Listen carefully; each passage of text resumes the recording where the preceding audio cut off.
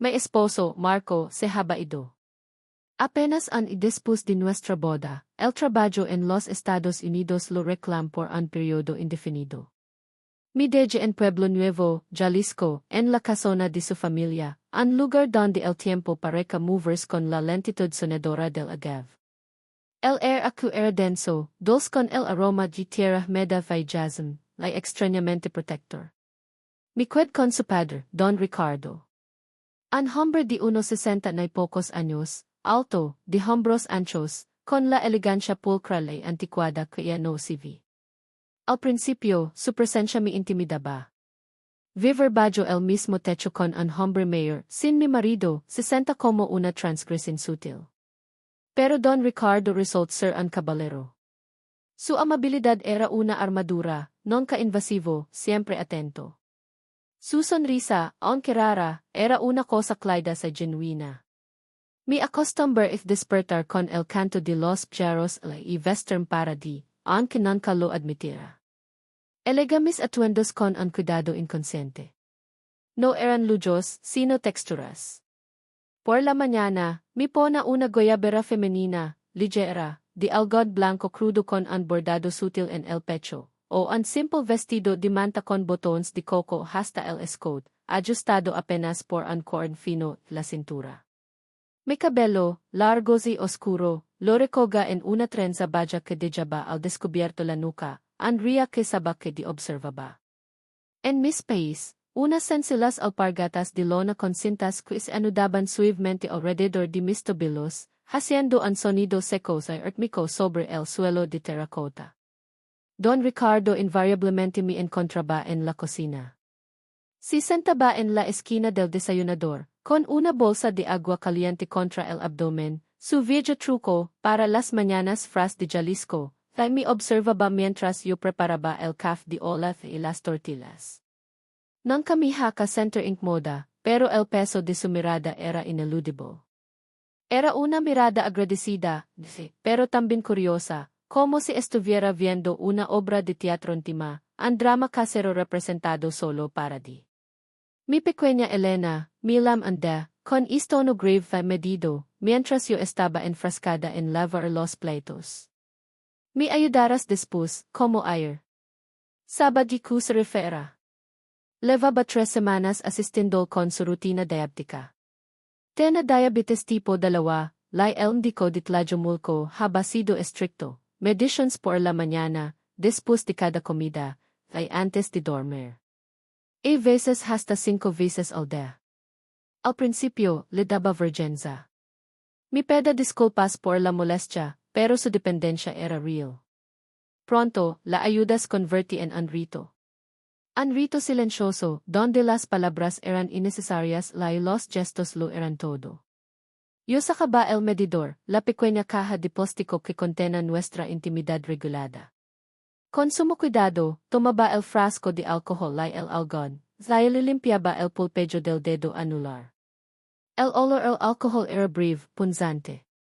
Él siempre cerraba los ojos en ese momento. Era una reacción instintiva al pinchazo, pero para y se sienta como si estuviera cerrando la puerta y su mundo exterior, invitándome a entrar solo un segundo en su vulnerabilidad. Yo también cerraba los ojos. Era un acto de mutuo consentimiento para una invasión necesaria, algo de una quimera enfermera. Era una forma de cuidado que rozaba lo sagrado. Esa tarde, la luz del crepúsculo se filtraba por las contraventanas, teniendo la sala de un color miel espeso.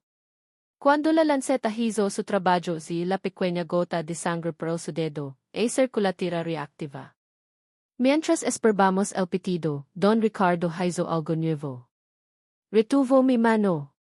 No la apreté, sino que la cubrí con la suya, suavemente, solo un poco desclaida de lo habitual.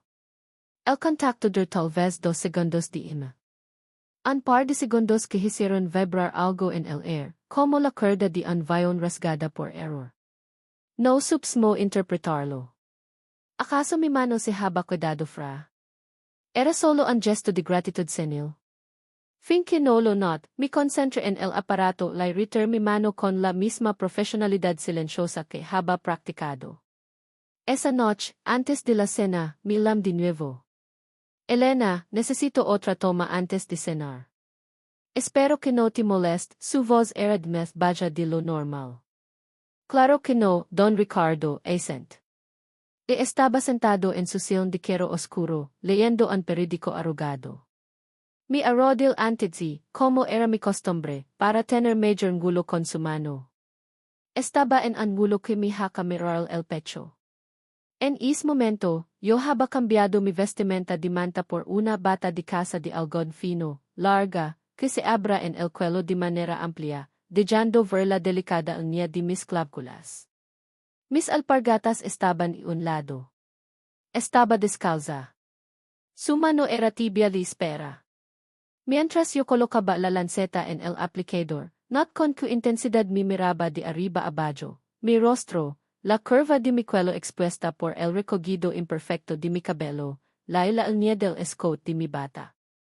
La luz de la lámpara de pi proyectaba una sombra larga que parecía acentuar la transparencia del tejido que apenas me cobra. Eres ángel, Elena. No la cojara sin ti, susur. Apart la mirada, sintiendo el rubor subir desde mi cuello. Don Ricardo, es un placer ayudarlo. De verdad, contest, la voz apenas un hilo. No replic. Solo solt un suspiro muy humano, pesado la heleno de una extraña resignación, como si se estuviera liberando de una carga al confesar esa simple observación. Me levant, guard el medidor en su estuche de terciopelo. Pero el air en la sala se había espesado, se había vuelto pegajoso y tenso, como justo antes de una tormenta de verano en el desierto. Yo sabía que me estaba sintiendo. Para mi sorpresa, yo sentía algo también. Una excitación difusa y prohibida que solo aumentaba con su silencio. La tensión novena de algo que habíamos hecho, sino de algo que ambos sabíamos que estaba, punto de suceder. En la mañana siguiente, la rutina se reanudó, pero el silencio que compartamos ya no era de paz, sino de conciencia. Don Ricardo empezó a llamarme para las mediciones con una frecuencia ligeramente mayor, casi exactamente en los intervalos permitidos, veces incluso antes de que la hora fuera estrictamente necesaria. Yo estaba agotada, claro, pero no podía negarme. Su necesidad de él se había convertido en mi necesidad de ser necesitada. Él se volvió profusamente elogioso. Me alababa por mi precisión, por mi paciencia. Mencionaba la suavidad de mis manos, que realizaban el pinchazo casi sin que sintiera. Tienes el toque de la seda, Elena, me dijo una vez, sujetando mi muñeca justo después de la toma. El tacto es una bendición cuando es delicado. Yo me sorprendo a ti y misma en elecciones deliberadas de vestuario. Empecé buscar vestidos de tela de pesada, para cubrir, pero que tuvieran un escote net amplio de cuello barco, o que se ajustaran Inés y la cintura, marcando la curva de mis caderas con mayor definición. Y veces, me pone medias finísimas bajo mi bata de casa, medias que saban pecado y que apenas insinuaban bajo la tela de algodón. ¿Por qué haca esto? No lo sabe exactamente. Tal vez era la soledad, el deseo de ser vista como algo de la nuera que preparaba el caf. Era un juego peligroso. Anda, sal de la regadera con el cabello goteando. Me envolví rápidamente en una toalla de felpa blanca que apenas lograba cubrir mi pecho. Justo cuando iba a entrar en mi habitación, Don Ricardo apareció en el umbral, como si hubiera estado punto de preguntar algo. Su mirada se deslizó rápidamente, la toalla precariamente sujeta, la piel mojada de mi cuello, la humedad en la punta de mis trenzas deshechas. Fue un instante de pura transgresión visual. Perdona, Elena. No sabía que no estabas vestida murmuró la voz algo espera. No se preocupe, Don Ricardo. No fue propósito, le sonó, quizás con demasiada calma. Pero a partir de ese momento, su presencia en la casa se senta diferente, como si hubiéramos compartido un secreto que la toalla no había podido contener. Pas una semana desde ese incidente. Él se volvió desmescalado, y absorto. Incluso en el ritual del medidor, se notaba una timidez renovada, una especie de pudor. Parece temer estropear el hilo invisible que se había tejido entre nosotros. Elena, ¿pues hoy podremos saltarnos la toma de medianoche?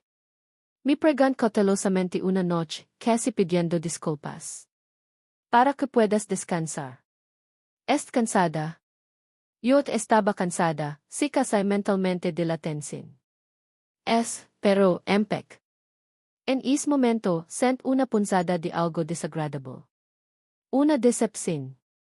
¿Acaso ya no era mi cercana? Haba sentido de también el peligro le ahora estaba retrocediendo. Misan confundida y abandonada. Al día siguiente, tomó una decisión. Eleg propsito un vestido de lino con un pequeño estampado floral, de corte princesa, que era de tela gruesa y modesta, pero que se ajustaba perfectamente en mis siluetas y tenía un amplio escote redondo que expone la base de mi cuello a los hombros. Dejé mi cabello suelto, cayendo en ondas oscuras hasta mi cintura. Don Ricardo me había comentado una vez, de pasada, que le gustaban los cabellos largos. Cuando le elevé el aparato para la toma de la tarde, su mirada se detuvo un instante en mi muñeca, donde la tela del vestido se ajustaba. «Es muy hermosa hoy, Elena», dijo, su voz profunda, sin la usual reserva. «Gracias», responde demasiado rápido, sintiendo que mis mejillas se calentaban. Me senté en su lado, en el borde del sillón, como de costumbre. Pero esta vez, después de la punción, digno retirar su mano de la mano. Lentamente, suavemente, colocó su mano libre sobre mi rodilla. Era un toque suave, claro. Es solo para ayudarme con el equilibrio, se justifica en un susurro, pero sus dedos se movieron levemente, casi imperceptiblemente, acariciando la tela de mi vestido. No era burdo, era una caricia hecha con una ternura casi desesperada. Mi qued congelada. Mi corazón leta con una prisa violenta en mis odos. El medidor emití su pitido. Los números estaban perfectos. Mi estado, sin embargo, era un caos indescifrable. Esa noche no pude dormir. Mi mente era un torbellino de imágenes. Record la intensidad de su mirada, la presión de sus dedos, la calidez inesperada de su palma. Fue accidental. Lo había provocado yo con mi ropa. La hilo de not aterrador, lo había deseado yo.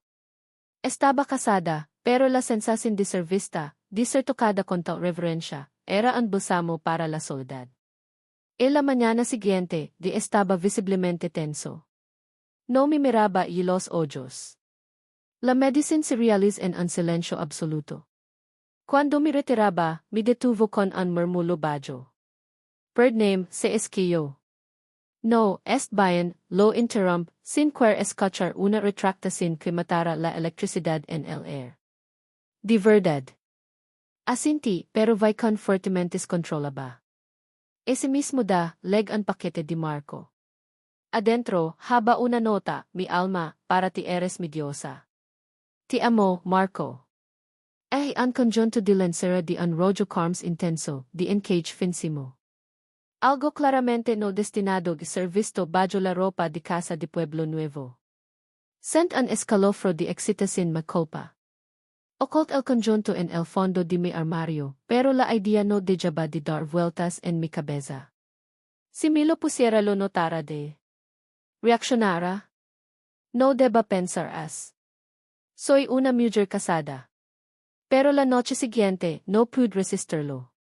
Me puse la lencera roja bajo mi bata de algodón. Solo para mi dije, para recordar que yo era una mujer de seda. Cuando Don Ricardo me ilam para la medicina nocturna, me moved deliberadamente despacio. Cada paso resonaba en mi pecho.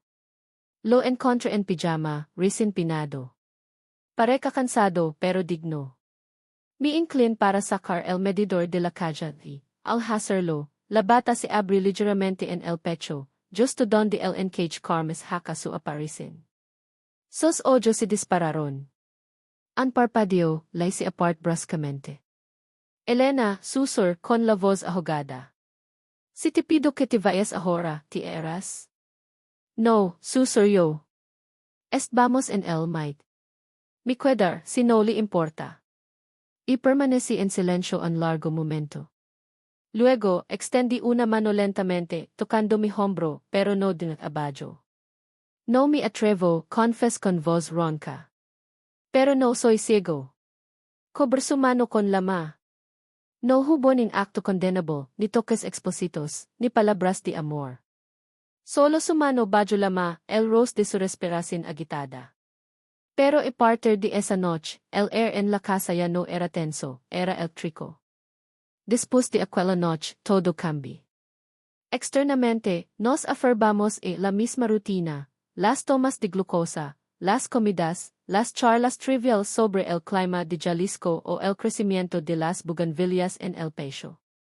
Pero bajo esa superficie, habitaba una tensión densa, inamovible, como la humedad pegada y las paredes de piedra de la casa. Empecé de notar que Don Ricardo me miraba con frecuencia. No era con lujuria, no era de mesbayan una admiración serena, casi resignada. Como si estuviera agradecido por el simple hecho de que yo estuviera viva y luminosa en su vida. Si volví exageradamente formal, casi tieso, eso solo acentuaba la sensación de un secreto compartido que nos quemaba a ambos. Ahora, cada vez que yo me acercaba con el medidor, se alisaba la camisa, se ajustaba el cuello, como si se estuviera preparando para una cita, no para un pinchazo en el dedo. Una tarde, mientras la lluvia anunciaba una inminente tormenta, se fue la luz. El viento olaba como un alma en pena a través de las rendijas. Parece que otra vez es el fusible, refunfun, levantos de su siln con un suspiro. Voy con usted, dije inmediatamente. Tengo mi pequeña linterna. Vayamos al stano. Hola tierra mojada, y moholay y madera vieja. Yo sujetaba mi linterna de mano, proyectando un círculo tembloroso de luz, mientras manipulaba una caja de herramientas. Iba vestida con un simple rebozo de lana gris sobre los hombros y un vestido de punto ligero que usaba para estar moda en casa. Mientras desconcentraba en el panel de fusibles, mis alpargatas resbalaron un poco sobre la baldosa meda. Para no caer, instintivamente, me agarré su hombro. Nos quedamos congelados. En el instante en que mi mano se posó en su hombro firme, su propia mano se cerró en mi cintura. Era un acto reflejo para evitar mi caída, pero su palma se quedó, grande y cálida, presionando contra la tela delgada de mi vestido. Con la otra mano, sujetaba la linterna, el haz de luz se proyectó directamente sobre mis caderas. Me di cuenta de la fuerza con la que la tela tensaba sobre mi piel. Era una caricia del tejido. Lo siento, Exal. De no respondí con palabras, solo me atrajo ligeramente más cerca, como por inercia. Mi espalda se apoyó en su pecho. Fue apenas un segundo, pero ese instante contuvo todo. La soledad de meses, la prohibición, la calidez inesperada de su cuerpo. Cuando la luz regresó con un chasquido eléctrico, Don Ricardo se apartó bruscamente, como si hubiera recibido un choque. Debemos tener cuidado, Elena, susurró, con la voz apenas audible, mientras subamos las escaleras. No debemos. No dije nada. No haba nada que decir. En tarde, de vuelta en mi habitación, not que su gruesa chaqueta de lana, una manta de lana tejida, de color gris jaspeado, que da sola levar en las mañanas fras, se haba quedado colgada en el respaldo de la silla de la cocina. Me sent impulsada a tomarla. Quiera olerla, quiera abrazarme esa tela. Hola y su tabaco de pipa, y menta, por el ti que tomaba, y su jab de hombre limpio. Pas mis dedos por el foro suave. Me invadí una extraña y abrumadora olida de excitación. Me senté en la cama, abrazando la chaqueta de lana con fuerza, cerrando los ojos. Fue un momento de vergüenza, pero con la vergüenza vino el deseo ardiente de ser notada, de ser necesaria, aunque fuera en el umbral de lo prohibido. En la mañana siguiente, no salí de su cuarto hasta tarde. Cuando aparecí, estaba afeitado, con una camisa planchada y un perfume nuevo. Me dio un pinchazo de una emoción aguda, indescriptible. Simo si Sente. Lipregant. Major, Dijo, pero sumirada estaba fija en el suelo. Solo que no es mo mirarte ahora, Elena. Es para comer, Don Ricardo, si se puede sentar. Las palabras salieron de mi boca antes de que pudiera detenerlas. Yo misma me asos de mi atrevimiento. Si acers ang paso, detenidos solo ang metro de distancia. El silencio que se instal entre nosotros era un zumbido ensordecedor. Elena, commence, levantando la vista. Levant mis ojos para encontrar los suyos. Nang katitocar, dijo, con una firmeza que Miguel el corazón. Ang kusuin con hacerlo cada noche. Ascent. Lai en is instante, comprend que ya me haba tocado. Mucho ens profundamente que con la piel. Leg el otoño Pueblo Nuevo. Las hojas de los árboles comenzaban a caer en el pecho, formando cintas doradas sobre el camino de entrada. Yo sala todos los das con mi escoba de palma para barrer. Don Ricardo me acompañaba, simplemente se quedaba en el umbral, observando, veces tomando una vieja escoba de madera para ayudar. Trabajamos en silencio, pero el silencio no estaba vacuo. En esos momentos, senta que si delegaba de rozar mi mano, el mundo entero se detendrá. Una tarde, me ofrecí su gabán mientras yo barra. Podrás pescar un resfriado, me dijo, la mi at el cinturón del gabán y la cintura. Sus manos se detuvieron all en el tiempo de lo necesario. Cuando se alej, su mirada ya no era solo cálida. Era voraz. Mi volví entré en la casa, sintiéndome todos contra en mi interior. Me aterraba la fuerza con la que yo estaba reaccionando, su simple presencia. Esa noche tuve un sueño. Estaba frente al espejo, solo con el conjunto rojo de encaje que Marco me había regalado. Levaba puesto el grueso cardigan de lana gris de Don Ricardo. Me di la vuelta y estaba detrás de él. Me miraba con esa misma intensidad. No se movía, solo observaba. Sayo no me escond. Aber el cardigan. Despert empapada en sudor. My primer pensamiento fue, si hubiera entrado en ese momento, no lo habría detenido. An piliar de das despus, ocre an ensayant que me decalac por completo. Lo en conta en su jaitas en sin camisa. Staba cambundus an vandai de una antigua cicatriz keitana en el castado. En ta sin lama, asumiendo que estaba vestido, vai el no tavo tempo de se abrirse. Me quedé paralisada. Su torso estaba bronceado, firme. No mostraba la flacidez de la villas. Era el sivapo de un hambre que se veía, fuerte, vai yo, como mujer, no podía ignorarlo. Dan Ricardo se apresa a beca una camisa, pero de pronto, sin pensarlo, me acerqué. ¿Dónde necesita que la poja la iniquen? Pregant, vai me vas era an temblar. Elena, el intent articular algo, pero yo me estaba inclinando, tomando un algodón con el quejol para limpiar la zona de su brazo. Su piel estaba caliente, tasa. Apenas la con la llama de mis dedos. Ambos contuvimos la respiración. Mi rostro estaba ahora palagrosamente cerca de su cielafquiula. El oleamente vaijabn era intenso. Listo, sasaya, vai el silencio ukai como una lasa.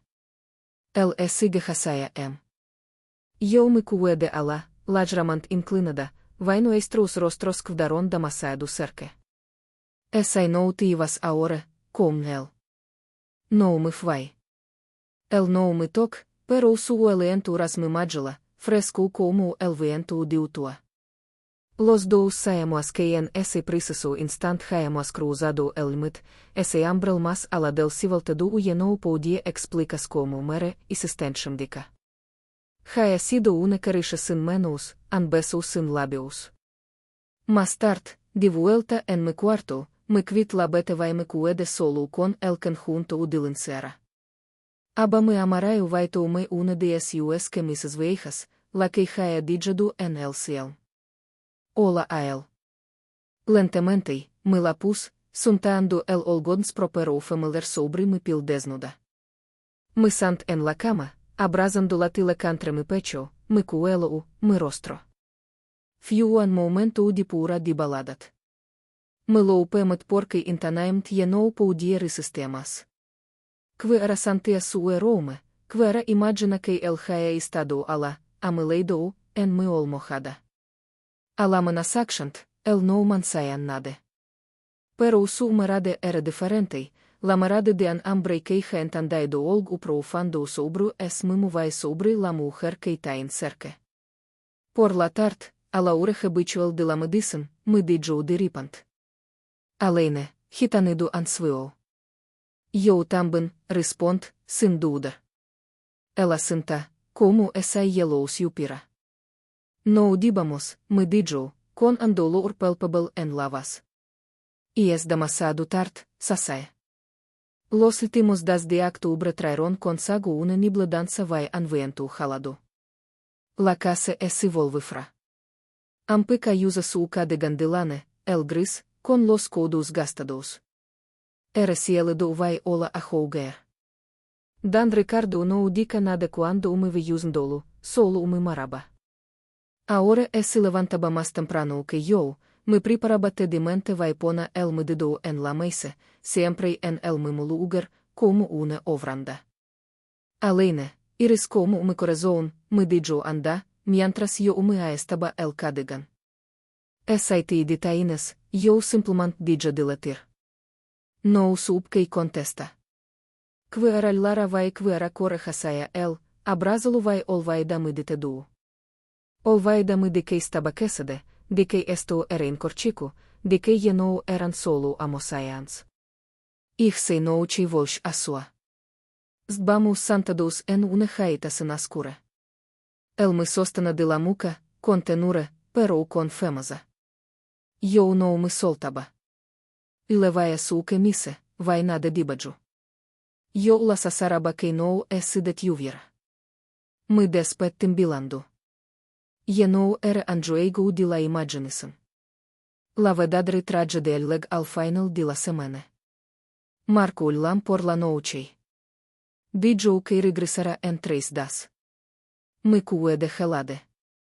En mi pecho se mezclaron la alegra, la calpa, el miedo vai, para me azumbiro, an profando resentimiento. Santa que olgo se derrambaya, en lugar de reconstruirse. Dan Ricardo, daich durante la cena. Mi marido regresa. Asenta en silencio, luego mea por la ventana. Saya que llegará, Elena. Solo que no pans que será tan duro. Me acerqué a él. Estaba sentado en su sillón, con las manos apretadas. Pus mi mano sobre su hombro. Él la siempre con lasvia, vai sant an colovro. No himas nada, intant dice, per la vas me fal. A veces, no hace nada y es lo más terrible de todo, dijo. Tú lo santas, Elena.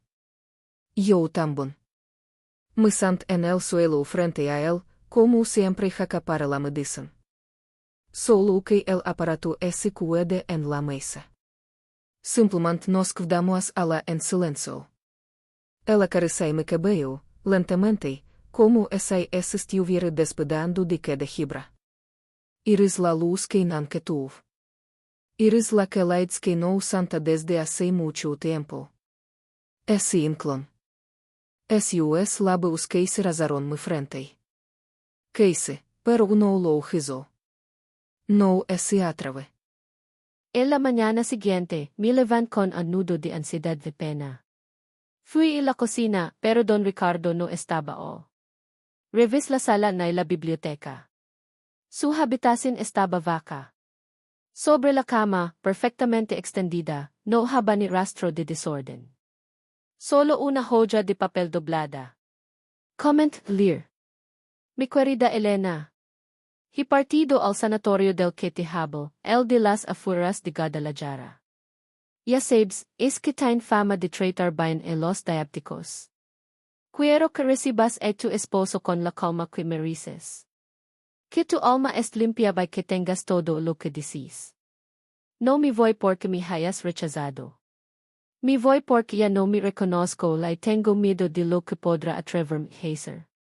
Temo arruinar tu vida, temo arruinarla con una felicidad que no me corresponde. Gracias por la calidez. Gracias por cada mañana, por cada pinchazo, por cada toque, incluso aquellos que no estaban permitidos. Si alguna vez abres la puerta y me ves parado o, en la distancia, solo quiero que sepas algo, no te he olvidado. No te olvidar nunca. Sí, N. Las lágrimas me caen sobre la hoja, emboronando la tinta. Se haba ido. En ese instante de vaco, comprend que yo ya no era la misma mujer que leg Pueblo Nuevo hakaanti. Era una mujer diferente, una que haba experimentado algo casi prohibido, casi de cuento, pero tan terriblemente vivo. Los 3 días que siguieron fueron eternos. Pas el tiempo limpiando, ordenando, tratando de purificar la casa de su recuerdo. Pero el olor de su tabaco seguía impregnando la alfombra de lana, el recuerdo de su mano en mi cintura estaba grabado en mi piel. El día de la legada de Marco, mi vest con la misma sencillez de siempre, pero mi pius el cardigan de lana gris de Don Ricardo. Era una forma de despedida, el último acto de desobediencia íntima.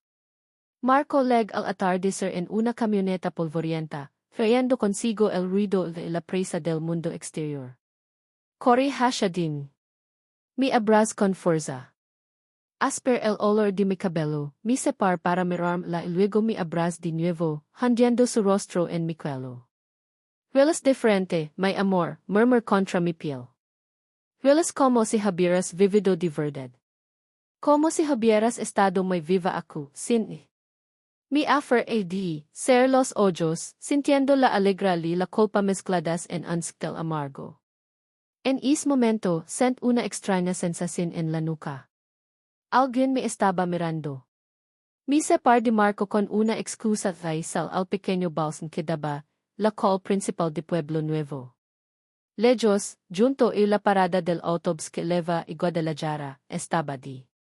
Don Ricardo. Levaba una bolsa de lona al hombro, la misma que había usado para levar las herramientas al stano. Estaba parado mirando directamente. No sonría, no había alegría ni alivio en su rostro. Solo una profunda, serena tristeza. Solo asentí, una vez, un movimiento casi imperceptible de la cabeza, como un adis, como un reconocimiento. Luego, se dio la vuelta y comenzó a caminar por el camino de tierra, hacia el futuro incierto. Me quedé en el balsón, mirando como si alejaba su figura ancha y elegante. Marco me lam desde adentro, su voz llena de la demanda de una nueva vida que iba a comenzar. La casa estaba limpia, mi marido había regresado, yo era una mujer fiel. Pero al oler mi propio cuello, me di cuenta de que Marco tenía razón. Yo había vivido de verdad. Había un rastro sutil, casi imperceptible, de menta, tabaco y lana vieja en mi piel. El enigma final, ¿acaso Marco, al abrazarme y decir que hola chiti vida, había detectado el perfume del secreto, el aroma del hombre que se había ido para salvar mi matrimonio? ¿Qué pasará cuando el invierno llegara si yo no pudiera resistir la tentación de ponerme de nuevo el cardigan gris que ahora éramos?